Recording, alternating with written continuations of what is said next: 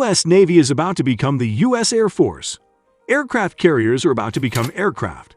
Like the aircraft that take off from them, these aircraft carriers would take off to the skies as opposed to the seas, but for the same reason, to project the might of the U.S. Navy in the broad, brightest colors.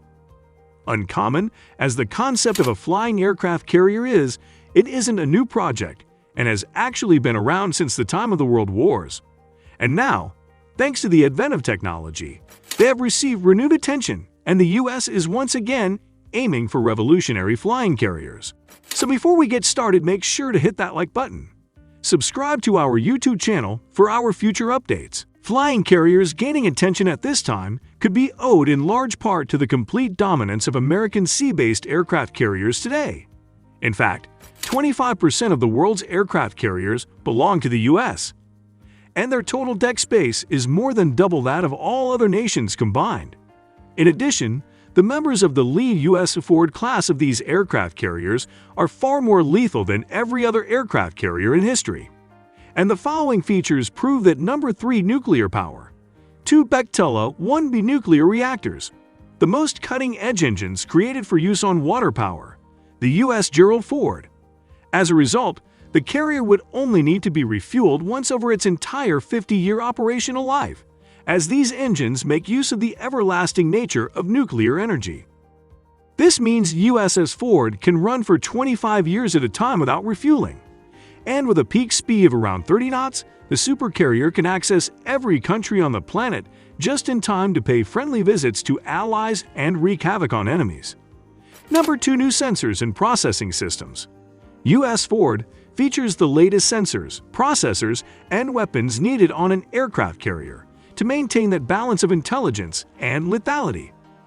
Unlike virtually every other aircraft carrier in the world, the U.S. Ford features a single system for both horizon and volume search in the form of the ANSPY 3 multifunction radar for X and S band, active electronically scanned array. It remains the most advanced radar system from the U.S., with enough versatility to handle surveillance, air traffic control, missile communications, and spot targets from miles away. Number 1, American fighter jets and UAVs. Up to 75 fighter jets and unmanned aerial vehicles, or UAVs, can call the U.S. Ford home at a time, including the Navy's favorite child, the 5th-generation F-35C Lightning, 2 Joint Strike Fighter whose development program remains the most expensive weapons development program of the Pentagon to date, with a reported cost of $400 billion. The result of such an expensive program is a fighter that really can do it all: close air support, vertical takeoff and landing, and everything in between, cementing it as the modern go-to fighter for the Navy and every other department of the military. That is, until the 6th-generation Fax fighter takes center stage, of course. And for when that happens, the U.S. Ford is already equipped with the technologies required to host, launch, and recover it. All of these and many more combine to make the U.S. undefeatable on the seas, and so an airborne version of them could make the U.S. undefeated defeatable in the skies, which remains an ultimate goal. And many programs have been created to achieve this goal. Although real flying carrier concepts may not be as dramatic as the fictional helicarrier of Marvel's S.H.I.E.L.D., they're as close as any's gotten in the last 100 years. And going that far back in time means we say hi to the airships. As far back as 1917, experiments were made with aircraft slung under airships, which we'll call microfighters. These hanging aircraft were there primarily to defend the airships. But as those airships went out of style, different flying carrier programs came to be each unique in its own right. Boeing 47 Airborne Aircraft Carrier, the 1970s, came with the U.S. Air Force experimenting with the idea of converting one of its large aircraft into a flying aircraft carrier full of parasite fighters that could be deployed and even recovered in midair. Among the contenders for this role were the Lockheed C-5 Galaxy and the Boeing 747. Boeing would take the lead when they correctly pointed out in their proposal that the 747 offered superior range and endurance when flying with a full payload of an impressive 883,000 pounds.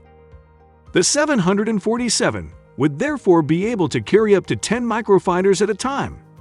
Boeing would specially design and build the microfighters to be small enough to be housed within the 747, along with an apparatus that would allow the large plane to carry the fighters a long distance, drop them where they were needed to fight, recover them once again, and refuel them if need be. But some uncertainties would surface from the fuel range to how well the Boeing microfighters would fare against the advanced threats they were supposed to square off with. Ultimately, the proposal never made it off the page of Boeing's report. But the report did establish that despite the challenges, the concept, although likely costly, was actually technically feasible. Nuclear-powered Lockheed CL-12-1 Lockheed, in staying true to their nature of pushing the limits, decided to go at a flying aircraft carrier the size of a traditional aircraft carrier. This aircraft or aircraft carrier would weigh a literal groundbreaking 5,265 tons and stand as tall as a 14-story building to get such a massive structure to fly. The design included an 11-20-foot wingspan with a 560-foot-long fuselage that's the length of 2.5 Boeing 747s. End-to-end, the Lockheed CL-12-1 could, however, surprisingly, be powered by only 4 huge turbofan engines powered by regular jet fuel to an altitude under 16,000 feet. At this point, the nuclear energy from an onboard reactor takes over and powers the jet for 41 days straight without refueling or having to land for a second. In fact, the aircraft could maintain a Mach 08 cruising speed for this period and fly at around 30,000 feet up. This massive aircraft would have a crew of 845, be able to deploy 22 multi-role fighters, maintain a hangar bay for repairs, but would also likely cost billions of dollars and far too many labor hours to produce and maintain, which must have contributed to why the aircraft never made it past the proposal stage. But its concept to this day stands as a historical anomaly that continues to inspire renewed attention from the world. The B-36 Peacemaker. The B-36 Peacemaker strategic bomber was another airgram intended to be upgraded to carry microfighters. To launch its microfighters would be the McDonnell F-85 Goblin, and it would house up to 4 of them. The B-36 was the ideal pick this time in the 1950s, thanks to its massive size and weight. Its 230-foot wings would dwarf even those of the B-52 Stratofortress and cement the B-36 as one of the largest aircraft to ever take to the skies. Its weight comes in at an astonishing 410,000 pounds when fully loaded with fuel and up to 86,000 pounds of weapons. Despite all of these bragging rights, the B-36 would never fly an operational mission, as although it was desired to give the U.S. the capability of bombing Berlin efficiently, World War II would since have ended by the time it was ready. However, its massive size and range prompted the Air Force to consider its use as a flying aircraft carrier. But that, too, would not come into fruition as the advent of mid-air refueling dramatically increased the operational range of all varieties of aircraft and ultimately undermined the importance of the range of the B-36 Peacemaker. Lockheed C-130 Hercules, away from the attempts of the 1900s, the U.S. has relatively recently been looking into a new flying carrier program.